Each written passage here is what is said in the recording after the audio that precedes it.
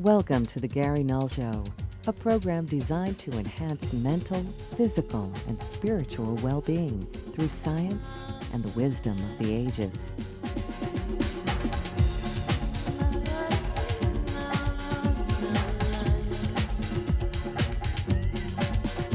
Let us take you on a journey of empowerment. Sit back, relax, and get ready to change your life for good.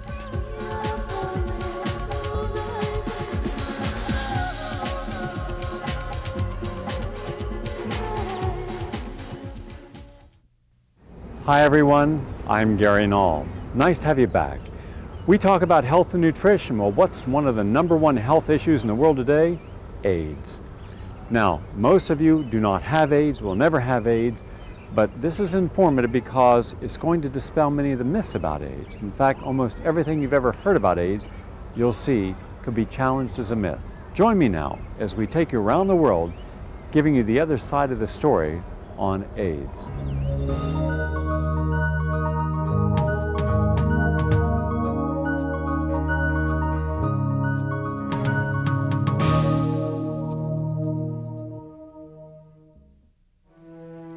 Professor Alfred Hassig, one of the world's leading authorities on depression of the immune system and stress relation to that, has put forth within his scientific writings that stress of all forms breaks down the body's capacity to defend its immune system, overwhelms it with stress-related hormones, and that over a period of time, including the verdict that you have been diagnosed with AIDS, that would precipitate a 24-hour negative hormone cascade.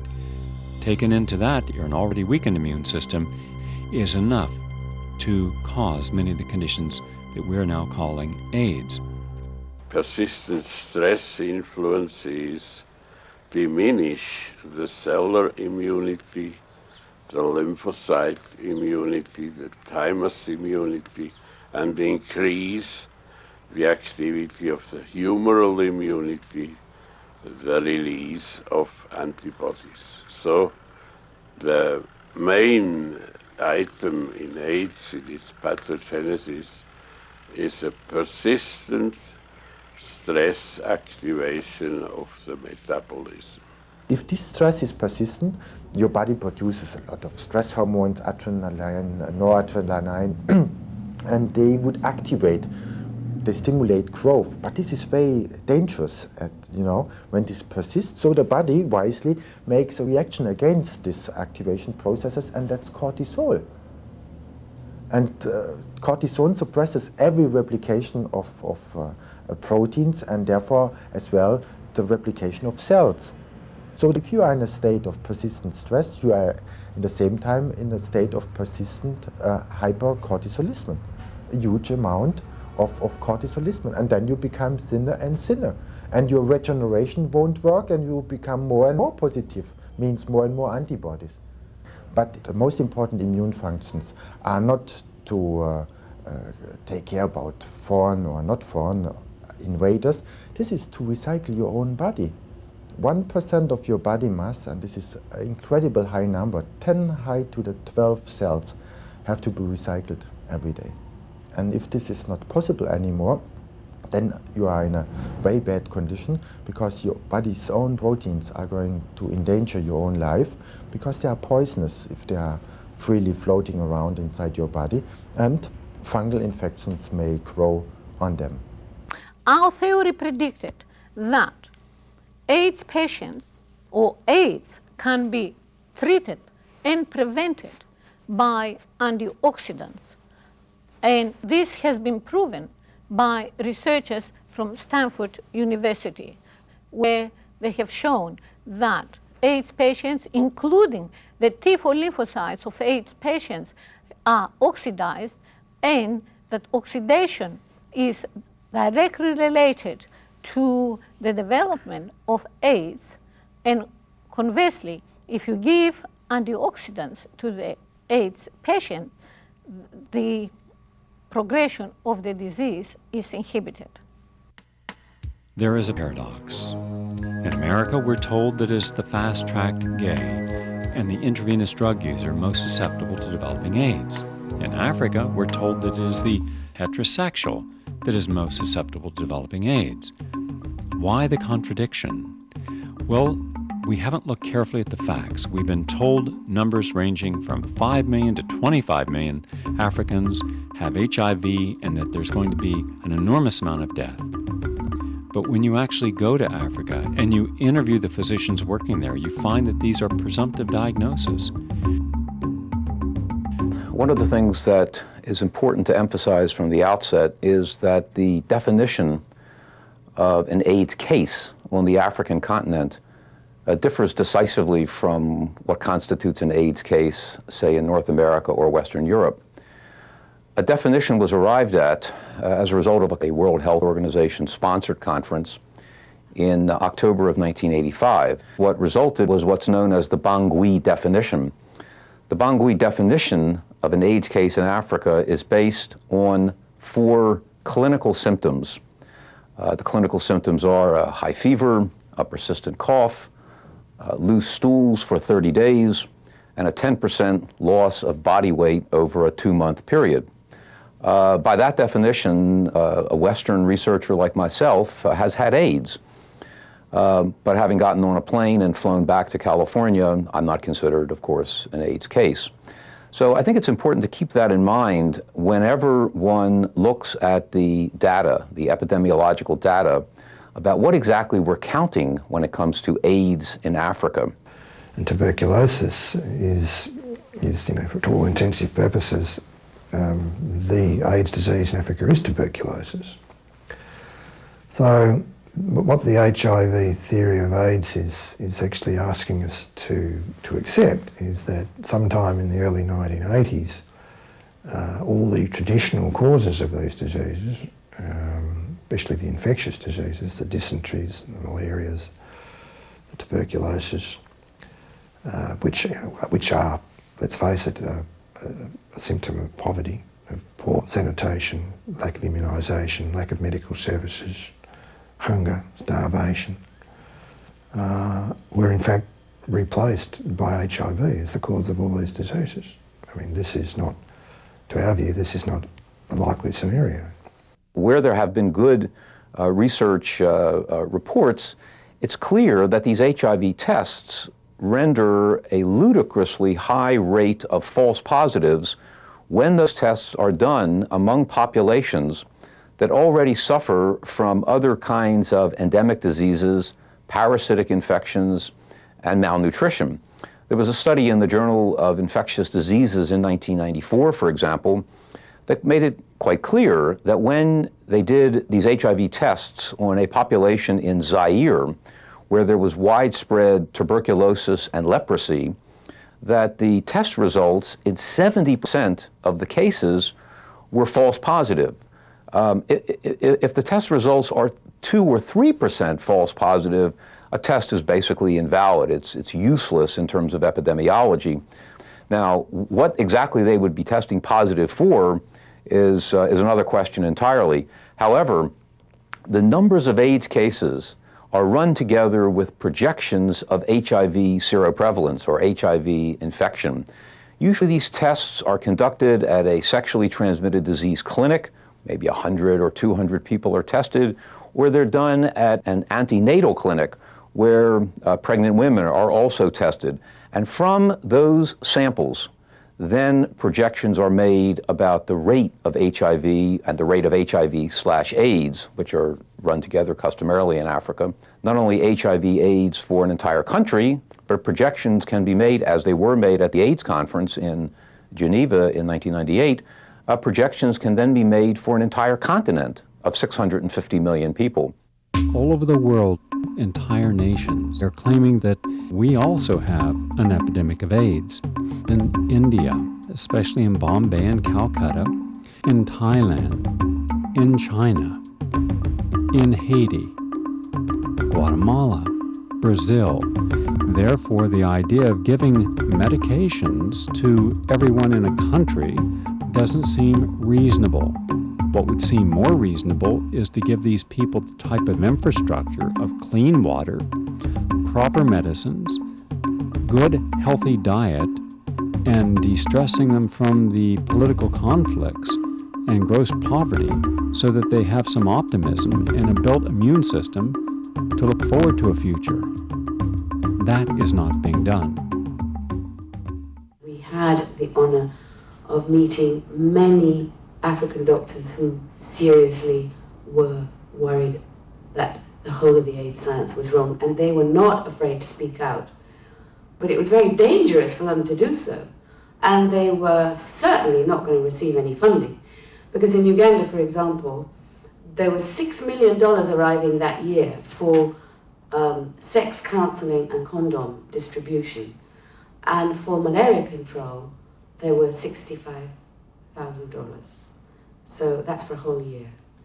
Once the notion got started that stopping AIDS in Africa, which was assumed to be a heterosexually transmitted set of diseases, it could be prevented or stopped by safe sex, then I think early on in the going, there was a considerable interest on the part of missionary and church-related aid groups who argued very strongly that monogamy and abstinence and safe sex were ways, in fact, to prevent this particular kind of disease. To that extent, the WHO and the UN has found it very expedient and very practical along political and ideological lines to argue that the causes of these diseases in Africa and the cure for those diseases lies in the hands of the people themselves, rather than looking at the harder nut, the tougher nut to crack, which would be the historical and the institutional forces that make it such in Africa that many people do not have an adequate diet, few people have adequate sanitation throughout their lives, and the vast majority of people in Africa are subject to a wide range of diseases, all of which predated that of AIDS. So I think that's been a major motivating factor. You have to also understand that there's a reason on the African side to buy into this particular equation. With the end of the Cold War, Africa has found itself unable to play the superpower game, playing the United States or the Western powers off of the Soviet bloc. And so many ministries of health and many governments in general accepted that little dogma or not get the kind of aid and the kind of assistance that the US government, the United Nations, the World Health Organization, and so forth felt very strongly that this is what these African governments needed. In early 2000, South African President Mbeki decided to host an AIDS conference that would give time not only to recognized orthodox spokespersons on AIDS, but to dissenters such as Dr. Peter Duesberg. The mass media fired off numerous attacks, excoriating the irresponsibility of them allowing a forum in South Africa for the people who challenge HIV equals AIDS equals death. Members of the AIDS establishment even went to the length of earnestly calling for the criminal prosecution of AIDS dissidents. When HIV-positive people, children as well as adults, were given effective treatment for the conditions that they actually presented with, which were things like TB, gastrointestinal infections, when they were treated for these conditions, they actually had a better life expectancy than non-HIV positive people within the cohort studied. It was because in the circumstances of these studies, they had undertaken to give medical support to people who tested positive. It was a condition on which the people allowed themselves to be tested. So given that medical support, these people had better health records than those who had not tested HIV positive. I think this drumbeat of hysteria, of panic, of alarmism, and of fear is doing immense psychological, social, and medical damage to many people in Africa. People who otherwise would have gone to a clinic to get treated for something like diarrhea or a persistent cough or a fever are terrified of going to a clinic because instead of being treated for those kinds of symptoms, they're afraid that they're going to get an AIDS diagnosis, which they understand to be a death sentence. When people do get just such a diagnosis based on those clinical symptoms, and they return to their villages, they return to the villages to die. They basically give up all hope. they lose the will to live.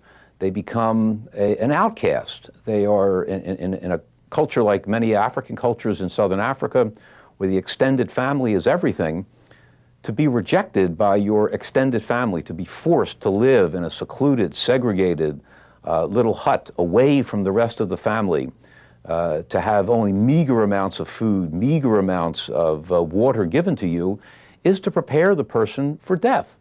And what do you think happens? The person dies. And when the person dies, they will say, weepingly, with atrocious photographs in the newspaper, he or she was another victim of the AIDS epidemic, which is everywhere in Africa. The pharmaceutical giants like Roche and Abbott and Glaxo Wellcome and so forth have made offers to African governments, in which I think they expect to be subsidized for this. They've made offers to African governments over the last couple of years, particularly to South Africa, to offer the so-called antiretrovirals, which are a controversy in and of themselves, like AZT and the other nucleoside analog drugs, but to make those drugs available at what the pharmaceuticals would consider a cut rate price. What they mean by cut rate would be that an individual's dose would cost about $200 a month. Well, the vast majority of people in Africa don't have a per capita income of $200 a year. So someone is going to have to subsidize these kinds of drugs, making them available in Africa. And I think that the pharmaceuticals will look towards state organizations or multilateral institutions. Here it is, all these years later, and it baffles me that not only is AZT still being used, but they're trying to expand its usage into the third world and into Africa, into poor countries, into poor communities in the United States, in spite of widespread evidence of its toxicity, widespread evidence that AZT, in fact, causes what we call AIDS. They're taking the show to the third world, and they're not only giving AZT to what will probably be millions of women in the third world, whether they're HIV positive or not, but they're also insisting that they stop breastfeeding and start formula feeding, supposedly in an effort to prevent transmission of HIV, which of course has never been isolated from breast milk. Only antibodies, and even that only 25% or something, pretty much like the semen data. But they are they're launching here what is bound to be a real disaster, a real serious loss of human life. Mother's milk, which pediatricians around the world will tell you is the healthiest food that a newborn can have because of the immunological properties in mother's milk, that women should in fact cease breastfeeding their young. Now this to me seems something more than just a crime. This is absolutely diabolical and evil. I can't imagine that it'll work out any other way than that you're going to just see tens, maybe hundreds of thousands, maybe even more babies dying. And they'll probably say they died of AIDS no matter what happens. So nobody will even be held accountable this time. Oh, here's the one thing they're doing. So they can demonstrate that this has nothing to do with any particular formula company making money off of this situation. The WHO or UNAIDS or whoever it is insisting that the formula gets shipped in bottles without labels. For more than a dozen years, virtually every month, magazines would headline amazing new promising drugs in the war on AIDS, the antiretrovirals. The trouble is, when we look back, they didn't work. Lives had not been saved. They were not miracle breakthroughs. Gallo lost the rights to the test. This was published in Newsweek in '94, and the American government let him fall like a hot potato, and already the industry built up a new man. This was David Ho here from New York, and he came up with a completely new model of the virus, saying now we have not a slow virus, but we have a virus à grande vitesse, at high speed. And he was using Kermali's PCR technique, which is a multiplication technique, not a quantification technique, by the way, and multiply molecules into its millions and equal those molecules with the virus, right? Absolutely ridiculous. even more, as those sequences he's going to multiply and equal them with the virus, that's the viral load, are present in everybody. It's just a way to save face for the whole AIDS industry, because more and more people are aware that this could not be, you know, because inside the AIDS scene there are a lot of critical medical doctors, but they saw such a lot of contradiction, and it was discussed on conferences. So there was high noon for a new medal and a new test where the pharmaceutical companies could make a great business out of it, you know. All of this stuff is pure Orwellian deception. It has nothing to do with human beings. Even the manufacturer on the front page, the third paragraph of the instructions, say do not use the viral load test to diagnose either AIDS or HIV. And there's a very simple reason for that. It's because they don't know what it's measuring. The PCR viral load test at best is looking at 3% of the genome of HIV. It's essentially looking at viral debris. The viral load test is equivalent to counting bumpers in a junkyard and assuming that 2,000 bumpers is equivalent to 1,000 cars that you could put the key in ignition and drive off the lot. It's just totally bogus. Because there are so many, such large variation between the HIV genomes, that is between one RNA which is said to be HIV and another piece of RNA which is said to be also HIV genome, the HIV genomes have been divided in many types. If all these are RNAs of a retrovirus, HIV, and if all the tests, the three tests, were measuring the viral load, then one would have expected all these numbers to be exactly the same.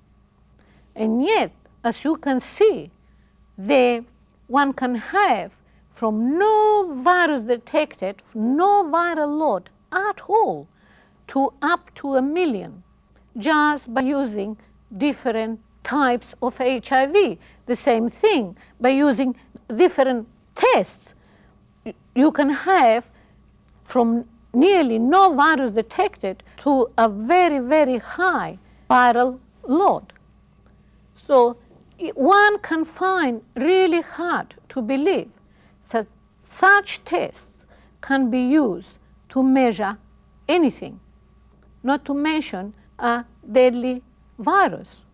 The miraculous protease inhibitor cocktails are a direct result of David Ho's work that he published in the scientific journal called Nature back in 1995. In that journal, David Ho presented his viral dynamics hypothesis, where he showed that patients that were taking the protease inhibitors, they had substantially reduced viral load numbers, for whatever that means. And it turns out that that paper in 1995 was the principal justification that the FDA used to release the protease inhibitors next year in 1996 for general use among the American public. They say, the protein of the virus, the first protein is very long and it has to be cut down exactly into its pieces that the new virus is able to be built out of the shorter pieces. And now it starts to get funny. We have 8 different kinds of cutting sites where the protease, the enzyme which is cutting down the proteins, should exactly cut the precursor molecule into its shorter molecules. 8 different sites.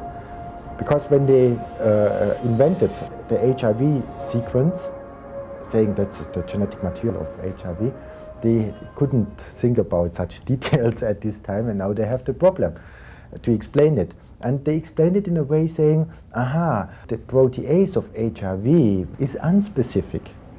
But how should this work when the protease is unspecific? How then a virus could come into existence when you have 8 sites and the protease is not specific? You mustn't be a mathematician to say that's absolutely impossible that only a single virus could come into existence. And even worse, now they say the protease of HIV, that's unspecific. But our protease inhibitors they are specific. These inhibitors do not stop AIDS patients from dying. They do not stop AIDS patients from getting opportunistic infections.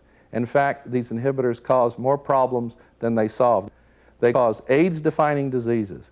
Anthony Fauci has acknowledged publicly in the front page of the New York Times that the protease inhibitors are likely to fail 50% of the time.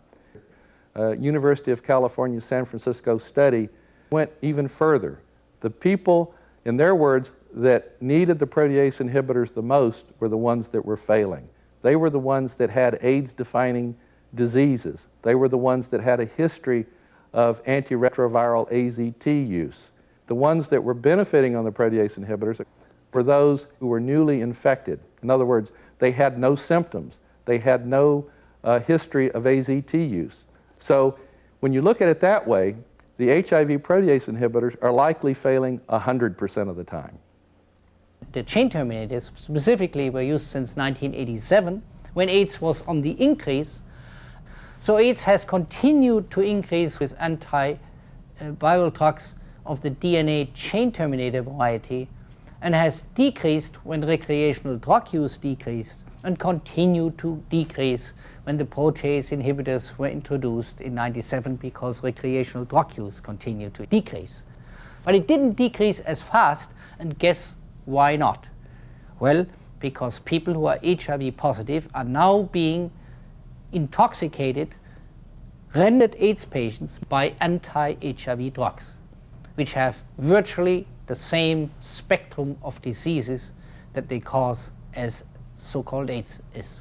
In 1998, a group of researchers at University of California at Berkeley and the University of California at San Francisco joined forces to test David Ho's viral dynamics hypothesis.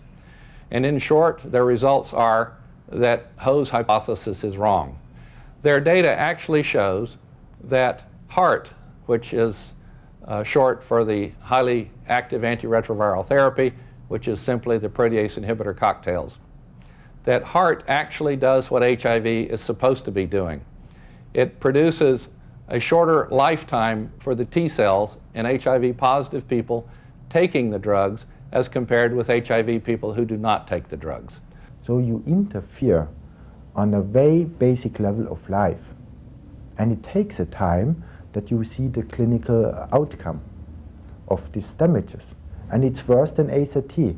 AZT acts quicker on the genetic level, and but we have the possibility that the bacteria inside our intestines are eating up all this AZT. If you have a good digestion, you know, then that's no problem.